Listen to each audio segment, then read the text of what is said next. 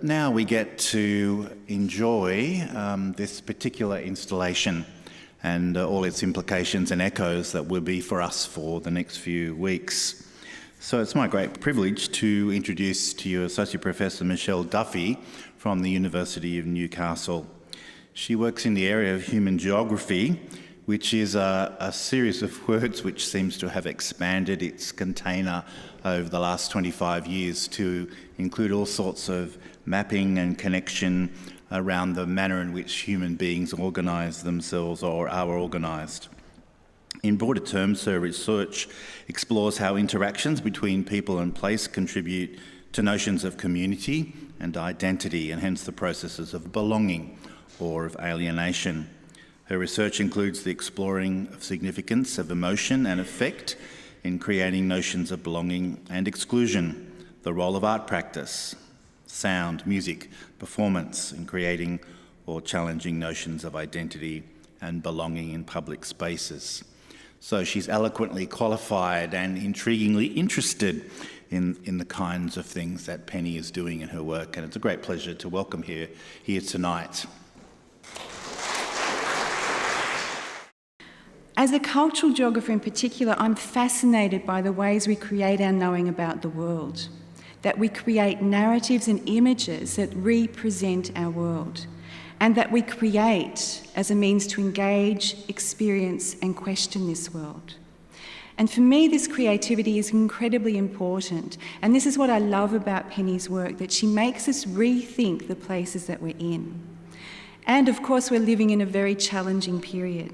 The idea of the Anthropocene strikes a chord, perhaps because of how it encapsulates the contradictions of this time, registering both our culpability and our fragility as humans, as Alex Blaisdell wrote last year in The Guardian.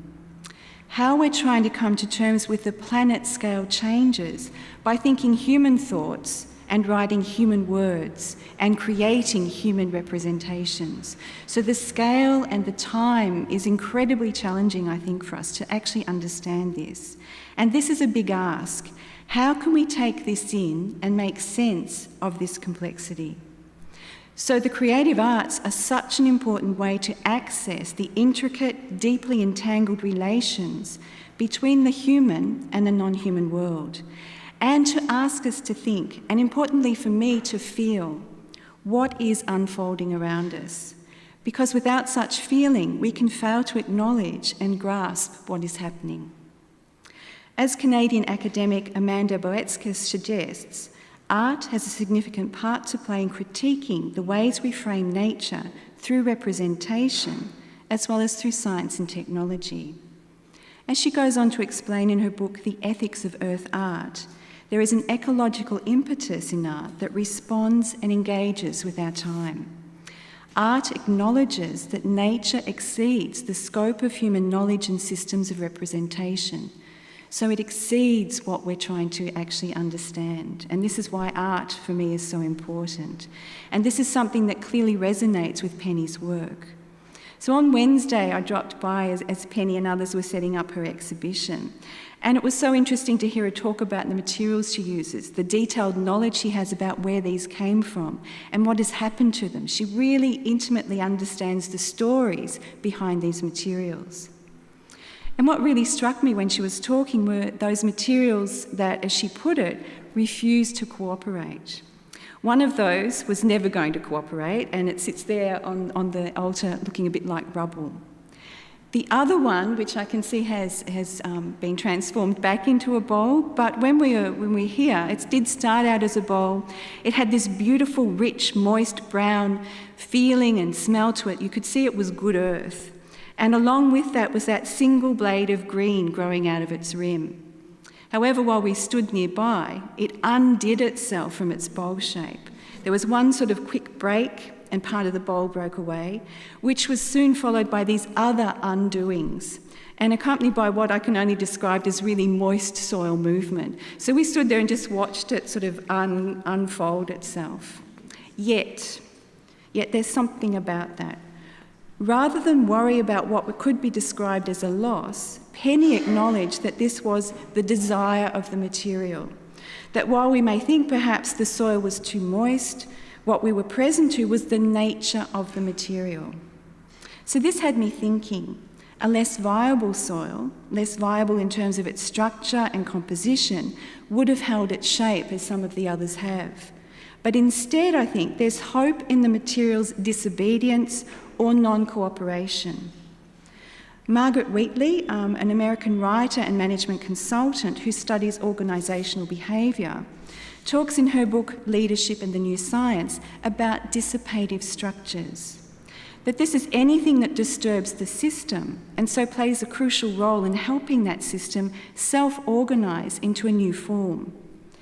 Whenever the environment offers a new and different information, the system chooses whether to accept that provocation and respond. And for me, this is what Penny's work actually highlights. It demonstrates the important role of creative arts more generally in its engagement with the Anthropocene. That we're asked to consider the capacities of the world, not necessarily as fragile, fragmented, that needs us to hold it together, but a world rich in processes that can support growth and coherence through paradoxes. So in amongst the challenges and difficulties, a hope emerges. Thank you.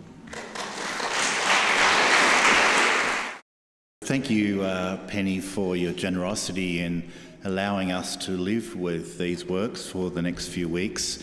Here you have these containers that have been created by hand from soil all around the Hunter Valley, which will return to piles of earth over the next few weeks. Fragility and change is their nature. Here, a small tree planted in the re-established landscape around a mine has burnt from the roots up due to the 500-degree heat that is generated in the soil from the wash-off of the coal.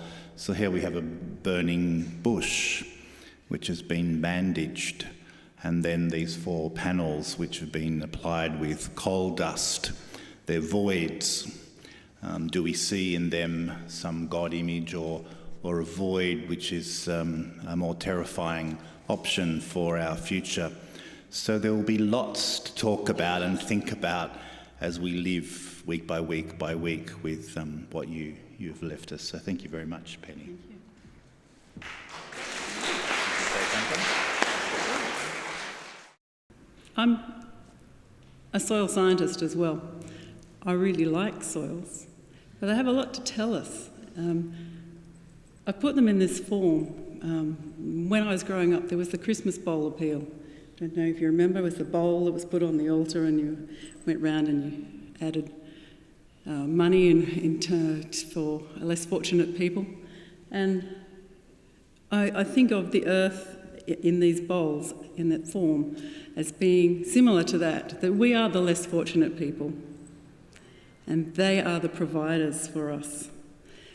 They're also got their own agenda, as Michelle was saying. They have their own way of thinking about being placed on an altar in a bowl form. And so that journey will continue over the month. The bush, the burnt bush, is something that I'd really like you, when you drive up the Hunter Valley, to have a look for. It was something even though I'd worked around mine sites, I had never actually seen.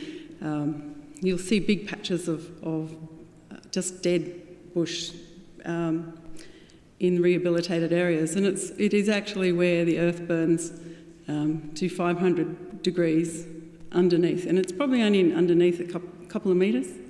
And you think that's a really bad thing. It actually burns the roots off all the vegetation that's been established and sterilises the soil above.